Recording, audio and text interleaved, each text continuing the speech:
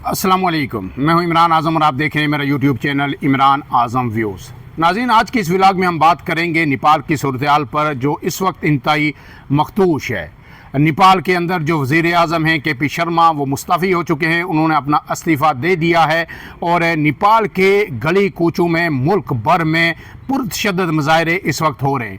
इन मुज़ाहरों की वजह क्या थी और जनरेशन जी जिसने नेपाल की हुकूमत का तख्ता उल्टा वो है क्या, और कौन लोग इस एहतियाज में जो है वो शामिल हैं, और इस कदर जो है उनकी ताकत कैसे उन्हें मिली कि उन्होंने वज़ीर आज़म को मुस्तफ़ी होने पर मजबूर कर दिया। लेकिन इससे पहले आपसे गुजारिश, अगर आप मेरे चैनल पर नए हैं तो इमरान आज़म व्यूज़ को सब्सक्राइब कीजिए, बेल का निशान ज़रूर दबाइए ताकि आपको वीडियोज़ बर वक्त मिलती रहें।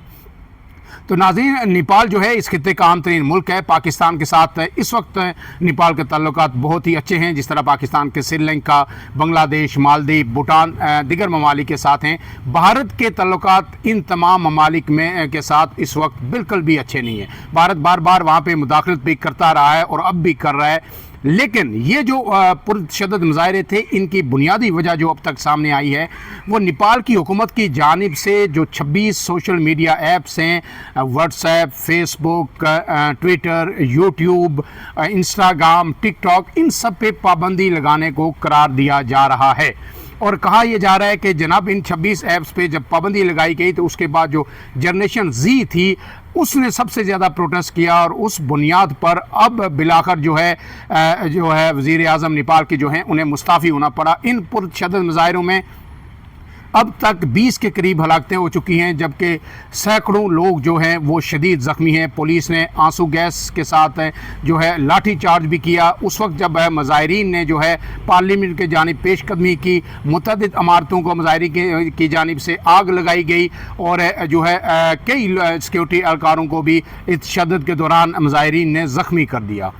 अब जो मुज़ाहिरीन जो हैं उनके हवाले से हुकूमत का मौक़िफ़ ये है कि ये लोग मुल्क के अंदर अफरा तफरी फैला रहे थे और जो सोशल मीडिया के ज़रिए हुकूमत के ख़िलाफ़ प्रोपेगेंडा कर रहे थे, और अमन व अमान की सूरत हाल को बरकरार रखने के लिए हमने ये जो जाली और झूठी ख़बरें हैं इनको रोकने के लिए हमने जो है सोशल मीडिया पर पाबंदी लगाई थी। लेकिन जो वहाँ के नौजवान हैं वो इसे आज़ादी इज़हार राय पर पाबंदी समझते हैं और इसके ख़िलाफ़ वो सड़कों पर निकल आए और फिर पूरे मुल्क में एक आग लग गई।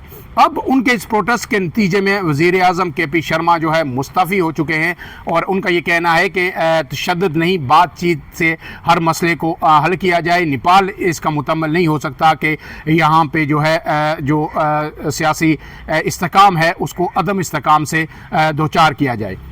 ऐसे में तजियाकार जो है वो ये कहते हैं कि ये सिर्फ सोशल मीडिया ऐप्स का की वजह नहीं है इस तशद्दुद की। नेपाल के अंदर जो सियासी अदम इस्तेकाम था और जो बेरोज़गारी है, जो मसाइल हैं, उसकी वजह से लोगों के अंदर एक लावा तवील अरसे से पक रहा था जो अब जो है बाहर आया है। ऐसे में इस वक्त जो है सूरत हाल ये है, नेपाल के अंदर के सियासी जमातें जो है मुख्तलिफ वो सर जोड़ कर बैठ गई हैं और मुस्तकबिल के हवाले से वो मनसूबाबंदी कर रही हैं। लेकिन ये जो इस एहतजाज को जनरेशन जी का एहतजाज करा दिया जा रहा है, और ये कहा जा रहा है कि जनरेशन जी ने सड़कों पर आकर हुकूमत को घुटने टेकने पर मजबूर कर दिया। ये जनरेशन जी है क्या? तो जनरेशन जी उस जनरेशन या उस नस्ल को कहा जाता है कि जो 1997 से लेके जो है 2012 के दरमियान पैदा हुई, यानी इनकी जो उम्र है इस वक्त वो 13 से 28 साल तक बनती है। अगर 1997 में जो बच्चा पैदा हुआ इस वक्त उसकी उम्र 2025 में 28 साल है, और कम से कम जो है 2000 जो है वो 13 साल है। अब इस जनरेशन का मसला क्या है?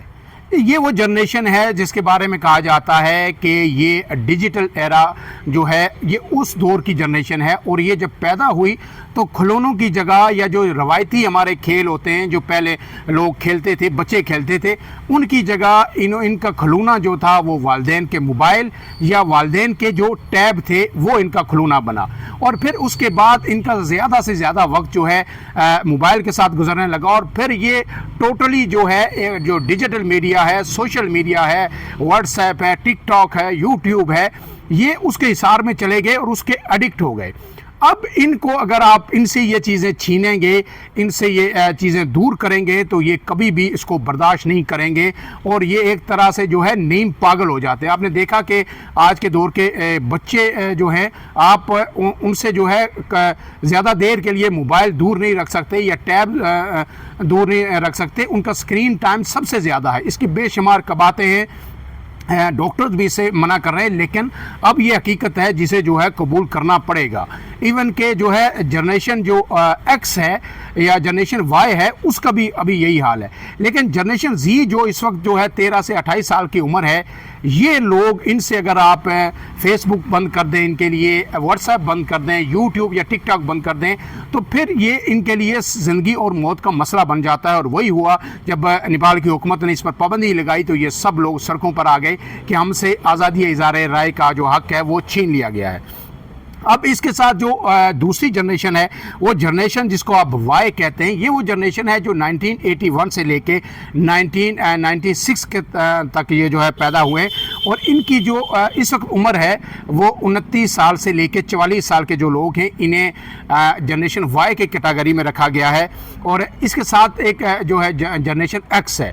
जनरेशन एक्स वो लोग कहलाते हैं जो 1965 से लेके जो है 1980 के दौरान पैदा हुए, और इनकी उम्र जो है इस वक्त 45 साल या उससे ज़ायद है। 45 साल से 60 साल का ये इरा बनता है कि जिन लोगों की एज हैं, ये जनरेशन जो है वो एक्स है। एक्स तो फिर भी किसी हद तक शायद ये डिजिटल मीडिया की इन चीज़ों को बर्दाश्त कर दे, लेकिन जो वाई और जी हैं, ये बिल्कुल भी बर्दाश्त नहीं करते कि हमें डिजिटल मीडिया से या सोशल मीडिया से दूर किया जाए। इसीलिए कहा जाता है कि जनरेशन जो एक्स है या वाई है, उन्होंने सबसे ज़्यादा इस दुनिया के अंदर तब्दीलियां रूनमा होते हुए देखी।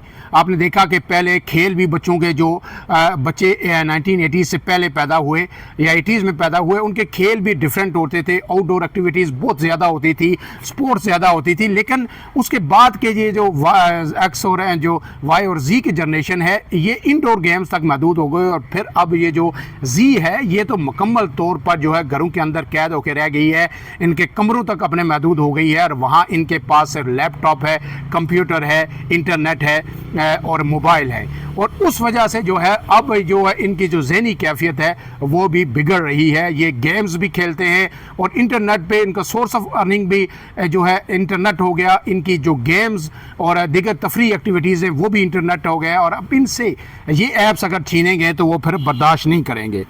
अब इसके साथ साथ जो यही वजह है कि आप जो पाकिस्तान में देखते हैं कि जब ट्विटर पे पाबंदी आयद की गई या सोशल मीडिया के ख़िलाफ़ आपको पता है कि जो है फायरवॉल लगाई गई, तो पाकिस्तान में भी हर सतह पर भरपूर एहतजाज किया गया। और अब तक वो एहतजाज जारी है कि यहाँ पे जो है पार्शली जो है सोशल मीडिया पर जो है इंटरनेट पर कदगन लगाई गई है, उसकी स्पीड को स्लो किया जाता है फायरवॉल के ज़रिए। और ट्विटर तो बाज़ औक़ात जो है तवील अरसे के लिए, आपको पता है 2 साल के तकरीबन बंद रहा, और फिर लोग जो है प्रॉक्सीज़ के ज़रिए जो है उसको खोलते रहे।